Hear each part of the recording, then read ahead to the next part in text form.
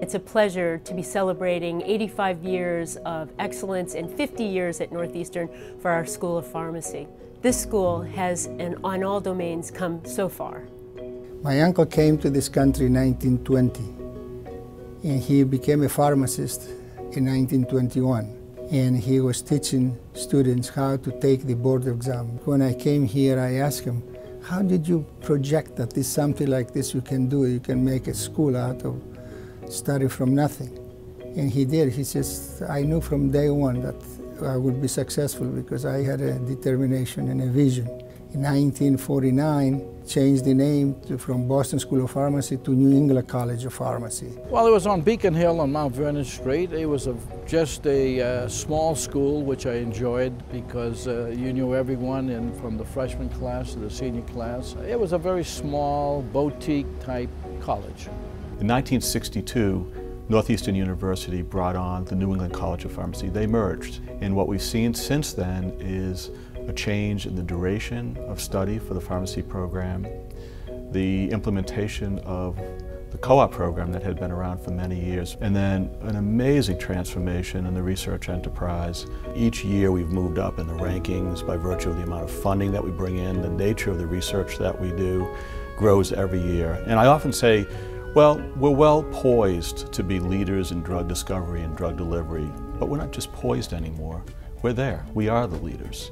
People look to us for the kind of work that we're doing here. We are a comprehensive research institution looking at cancer nanotechnology. The ultimate goal is to make sure that the drugs that we are trying to get to patients are delivered in the appropriate way, that they are only targeting disease cells and sparing healthy cells. When you look at all the different effort that has been taken to eradicate cancer and to contain cancer, it's been one of the most challenging diseases of our generation. I'm fascinated by the fact that we can take this information that we are gathering from the laboratory and from clinical studies and how we can apply them to patients, really make this a truly translational aspect. There's still a need in the community of people who are struggling on day-to-day monitoring with diabetes. Finger prick methods are not only somewhat invasive, but they're a single point in time. What we're trying to do is make a system that could be worn on board in a less invasive manner.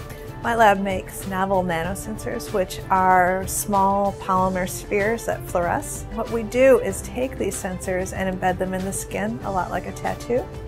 And we can read the fluorescence level through the skin and monitor glucose. And we can use it as a tool for people with diabetes to measure their sugar levels. A lot of the research that some of my colleagues are doing is based on how can we get that drug to that particular site to do what we want it to do, but to not hurt anything else. Once that product is developed, I'm dealing with it from more of a patient-centric focus, which is now in this patient sitting in front of me, I need to explain to them how this is going to work, what it's going to do, and what are some of the side effects and things to watch out for. Taking it from the bench all the way to the bedside with the patient. That's the continuum within medicine, and we're all just in different parts of that continuum.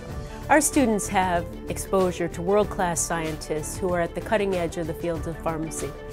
They are able to engage in programs of research, participate in research co-ops, and through their co-ops meet some of the world's leaders in this area. It's very exciting. I did get to work in a nanotechnology-based industry. The whole experience was mind-opening. It made me more professional in my approach and made me realize that the true potential of the kind of work that I'm doing. I can't say enough about getting that real-world experience, because if you can connect what's happening with a patient that you saw while you were on co-op with something, with a disease state that you're learning about in the classroom, that's what makes you remember.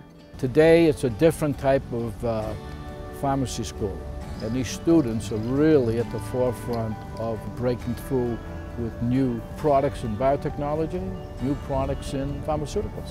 I think the future is absolutely brilliant, and I can't imagine, a better place to be than Boston and at Northeastern. The School of Pharmacy here is doing just a remarkable amount of work, both on the practice side as well as from the science side. We know that as we develop new molecules, new bioanalytics, that the future of healthcare will be very much influenced by what happens in pharmacy, and we know that we're going to play a very important role.